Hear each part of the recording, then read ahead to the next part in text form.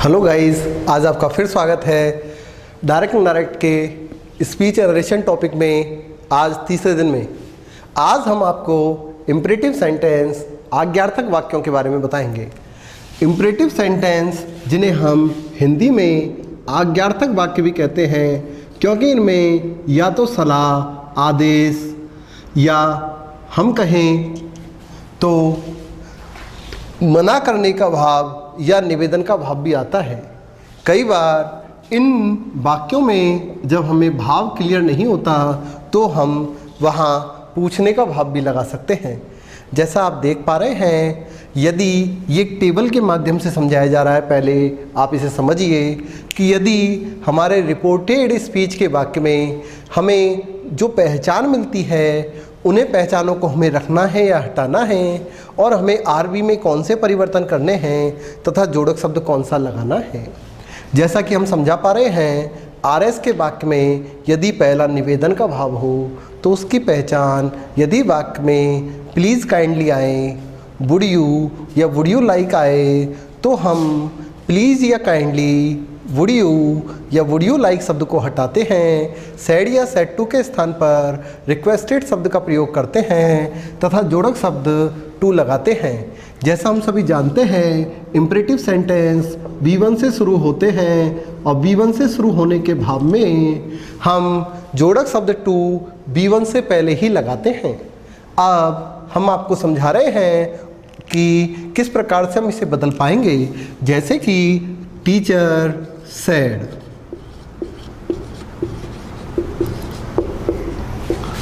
would you like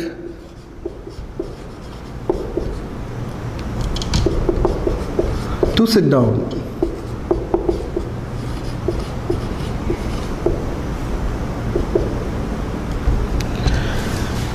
Would you like, अब यहाँ पर आपको टू लगा हुआ मिला है तो कोई फर्क नहीं।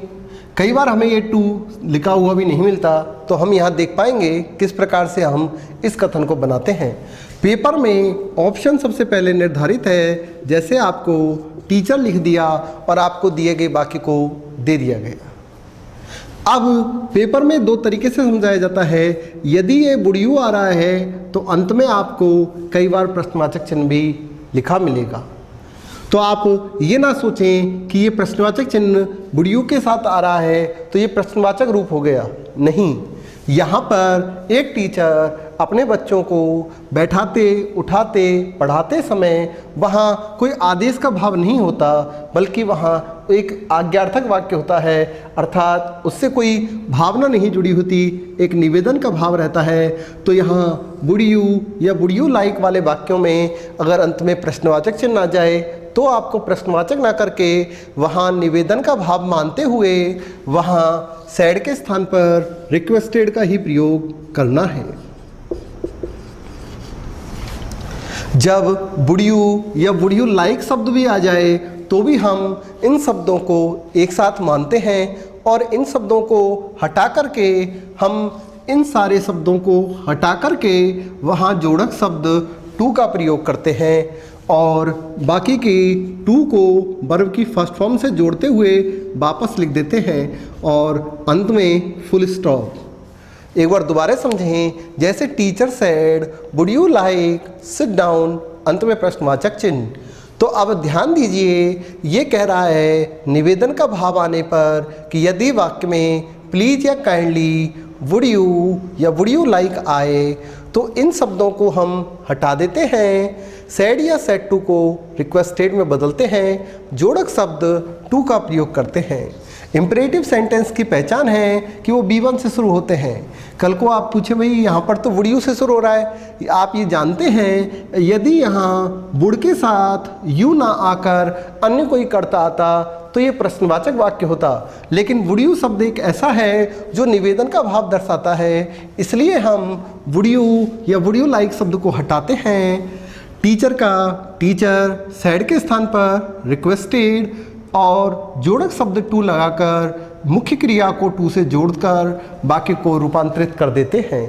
एक वाक्य और देखिए, जैसे कि Ram said to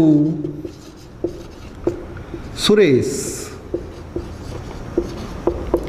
please help मी।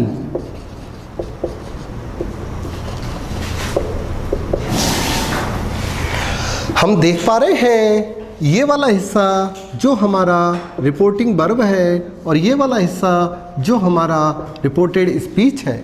हमने देखा कि आरएस के वाक्य में हमें पहचान मिल रही है प्लीज़, और प्लीज़ ये दर्शाता है कि यह निवेदन का भाव है, तो सैड या सैड टू आरबी में हम उसे रिक्वेस्टेड में बदल दें।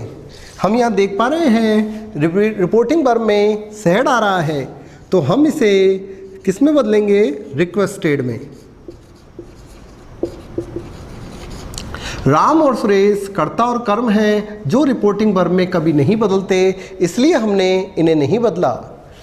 निवेदन का भाव इम्परेटिव सेंटेंस जोड़क शब्द टू का प्रयोग, हेल्प B1 है इससे जोड़ दी।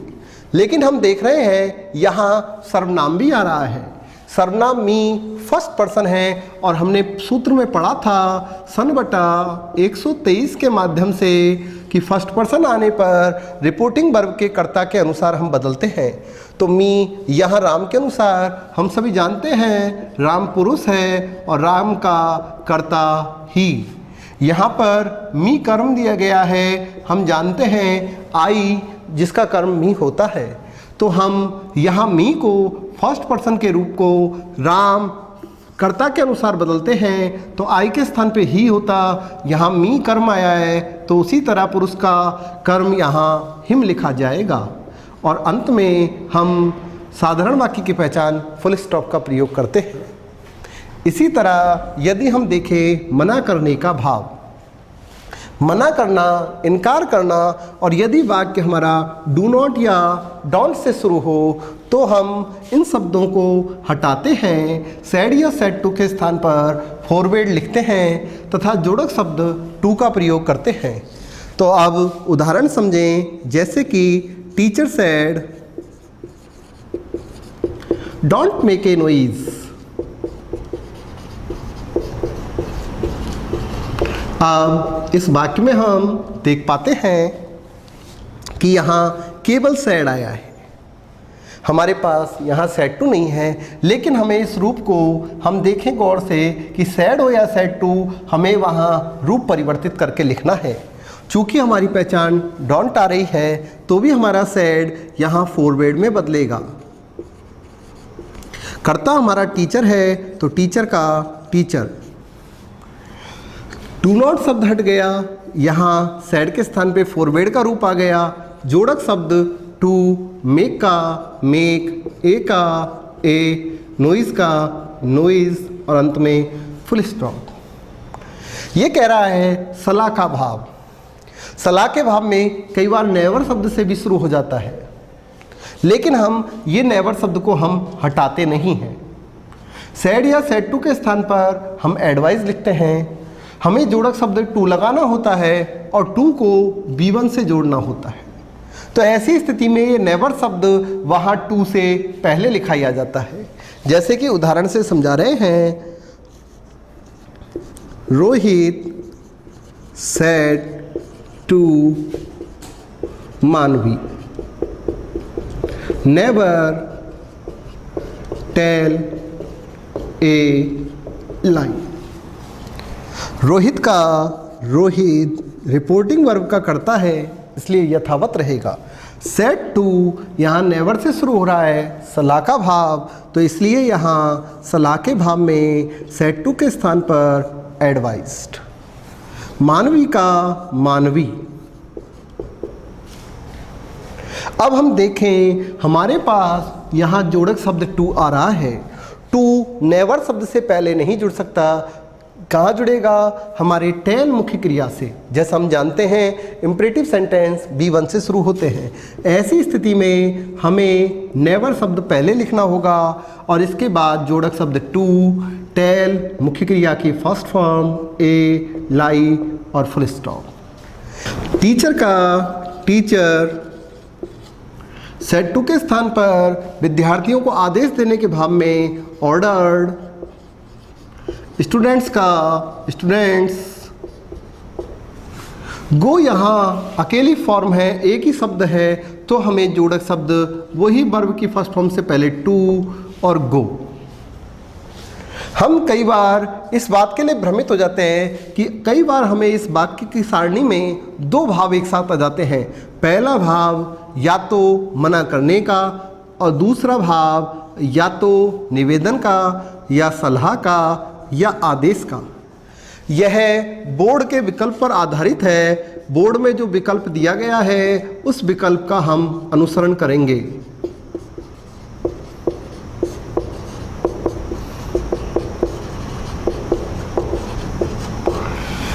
कहने का तात्पर्य है, अगर पेपर में लिखा जाए teacher said to Sunil do not stay here please.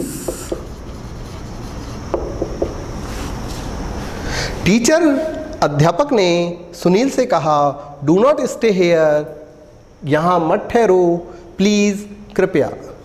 तो हम किस तरह से इसका रूपांतरण कर पाएंगे, ध्यान दीजिए। हम जैसा जानते हैं टीचर करता है, रिपोर्टिंग वर्ब के इस भाग में हम कर्ता और कर्म को नहीं बदलते। तो टीचर का टीचर, अगर मान लीजिए यहाँ हमें ऑप्शन में वहाँ पेपर में ऑर्डर्ड शब्द लिखा मिल जाए तो हम इसे किस प्रकार से बनाएंगे। सुनील का सुनील। अब बात आई कि यहाँ डू नॉट आ रहा था, मना करने के भाव में अगर हम देखें तो फॉरवर्ड लिखा आएगा, लेकिन यहाँ पर प्लीज़ भी आ रहा है। अर्थात एक तो मना करने का भाव है और दूसरा प्लीज़ आ रहा है, निवेदन का भाव है। ये दोनों भाव जब एक साथ आ जाएं तो ऐसी स्थिति में हमेशा हम दूसरे भाव को ज़्यादा महत्वपूर्णता देते हैं और डू नॉट के भाव में नॉट शब्द का इस्तेमाल करते हैं। डू नॉट के भाव में नॉट शब्द का इस्तेमाल करते हैं, लेकिन ऐसी स्थिति में नॉट को कहाँ जोड़े, टू के बाद, जो संभव नहीं है। इसलिए हम नॉट को टू से पहले जोड़कर नॉट टू का प्रयोग कर देते हैं, क्योंकि टू हमेशा B1 से ही जुड़ता है। तो ऐसी स्थिति में हम डू नॉट के स्थान पर नॉट टू का इस्तेमाल करते हैं। और वापस देखें तो प्लीज़ का भाव था तो यहाँ ऑर्डर्ड भी नहीं आएगा। लेकिन अगर पेपर में कभी ऐसा आ जाए तो आपको घबराने वाली बात नहीं कि यहाँ पर चाहे ऑर्डर्ड आए, रिक्वेस्टेड आए, आस्क्ड आए, ये हिस्सा जो पेपर में दिया है आपको वही लिख कर आना है। अगर यहाँ पर ये रिक्वेस्टेड आ जाए तो अच्छी बात है, ऑर्डर्ड आ जाए तो भी अच्छी बात है, आस्क्ड आ जाए तो भी अच्छी बात है।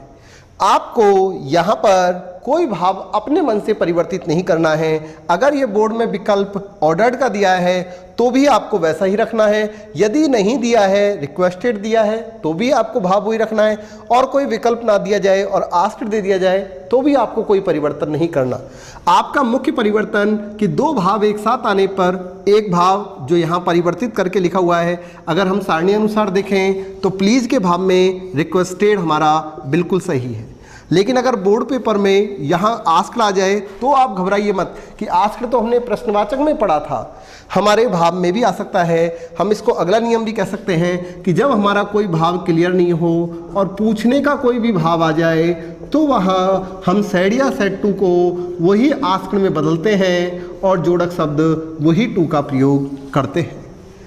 कहने का तात्पर्य है कि कई बार ऐसा भ्रम हो जाता है तो बच्चे उसे पेपर में ऑर्डर्ड आया है, अब क्या करें। हमें ये भ्रमित नहीं होना, हमें तो कॉन्सेंट्रेट इस बात पे करना है कि जो शब्द यहाँ दिए गए हैं या नहीं दिए गए हैं उनके भाव में एक भाव तो पेपर में बना हुआ आया है और दूसरा भाव डू नॉट के भाव में हमने नॉट टू में बदला है।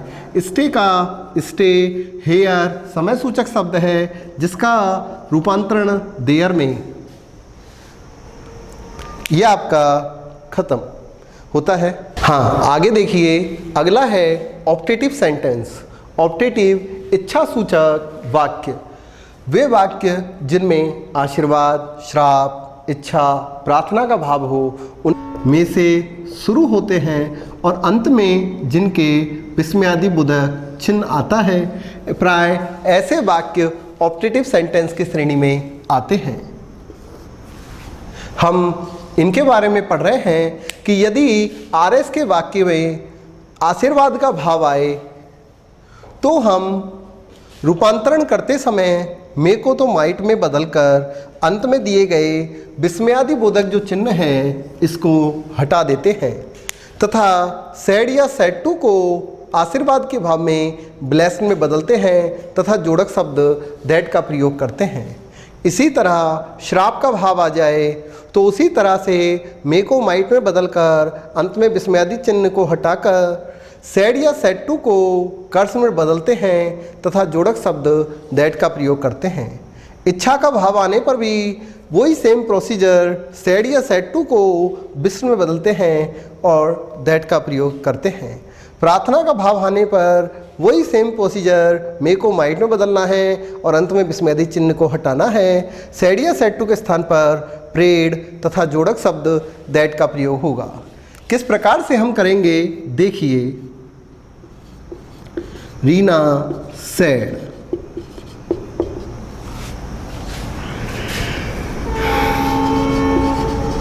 May God bless you.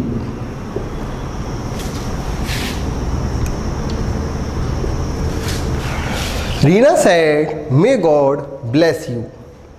Paper में इस बात का आपको ध्यान रखना है कि इस गॉड का मतलब क्या है और अगर इस गॉड के स्थान पर जीओडी आ जाए तो उसका मतलब क्या है। यहाँ यदि गॉड में जी बड़ा आए मतलब परमात्मा, एक ईश्वर, एक शाश्वत सत्य, और यदि हम स्मॉल जी का प्रयोग कभी देख पाए तो समझें हमारे हिंदू धर्म के या अन्य धर्मों के जितने भी 36,000 करोड़ देवी देवता हैं उन सभी के बारे में। तो पेपर में ये दोनों के लिए ही कॉमन बात है, केवल हमें इस बात का ध्यान रखना है। तो रीना का Reena, may God bless you, भगवान तुम्हें आशीर्वाद दे। आशीर्वाद आ रहा है तो हम देख पा रहे हैं आशीर्वाद का भाव है, इसलिए हम सैड या सैड टू के स्थान पर ब्लेस्ड का प्रयोग कर रहे हैं। जोड़क शब्द हम यहाँ दैट का प्रयोग करते हैं। हमने देखा कि ये मे शब्द वहाँ नियम अनुसार माइट में बदल जाता है, अर्थात ये मॉडल था पीछे चला जाता है और यहाँ करता गॉड या ये जो भी है मे को माइट में, ब्लेस का ब्लेस। अब यहाँ पर हमने देखा कि यहाँ पर यू कर्म आ रहा है। अगर हम सूत्र की सहायता से देखें तो सन बटा 123 सेकंड पर्सन है, ऑब्जेक्ट के अनुसार बदलता, लेकिन हमारे पास नहीं है तो हम तो चाहें तो यू को परिवर्तित करें या ना करें, हम जैसा चाहे लिख सकते हैं। अगर यू को परिवर्तित करें तो हम ऐसी स्थिति में स्वयं को श्रोता मानकर कि सुनने वाले हम हैं, हम यहाँ मी का प्रयोग भी कर सकते हैं। ऐसी स्थिति में यू जब मी से रिप्लेस होगा तो यहाँ मी आ जाएगा। जैसे कि हम इसे अगर बनाते तो हम इसे इस तरह भी लिख सकते हैं, रीना ब्लेस्ड मी। ओपन करके लिखें तो ओपन करके, कोष्टक में डालना चाहें कोष्टक में, that God might bless me. यहाँ इससे कोई फ़र्क नहीं पड़ता कि आप कौन से रूप को ज़्यादा तवज्जो देते हैं। यू भी लिख देते तो भी सही है, और खुद को यदि कर्म मान लेते हो तो अपना आई का रूप लिख सकते हो। इसी तरह यदि वहाँ श्राप का भाव आ जाए, जैसे कि the saint said to Hitesh, may you go to hell, नर्क में जाओ, तो हम बात करें इस तरह के भाव में सेड टू के स्थान पर कर्स का भाव आएगा। तो द सेंट कर्स्ड हितेश, जोड़क शब्द दैट। बात करें मे से शुरू हो रहा है, अंत में विस्मयादि बोधक चिन्ह है, तो हम मे को माइट में बदलते हैं और विस्मयादि बोधक चिन्ह को हटा देते हैं। यू सेकंड पर्सन कर्म के अनुसार बदलेगा, तो यहाँ कर्म हितेश है पुरुष, इसलिए ही में चेंज होगा माइट में, गो का गो, टू का टू, हेल का हेल, हेल मीन्स नर्क, और अंत में फुल स्टॉप। मैं wish U A happy journey, तो हम ऐसी स्थिति में वहाँ इच्छा के भाव में सैड या सैड टू को विश्ड में बदलते हैं, जोड़क शब्द दैट लगाते हैं। यदि वो मे से शुरू है तो वहाँ पर हम उसे रूपांतरित करेंगे, यदि वहाँ मे से शुरू नहीं है तो अंत में विस्मयादि बोधक चिन्ह को हटाकर बना सकते हैं। प्रार्थना का भाव प्रेयर की बात हो तो वहाँ सैड या सैड टू के स्थान पर प्रेड, बाकी का जोड़क शब्द दैट, वही रूपांतरण, वही नियम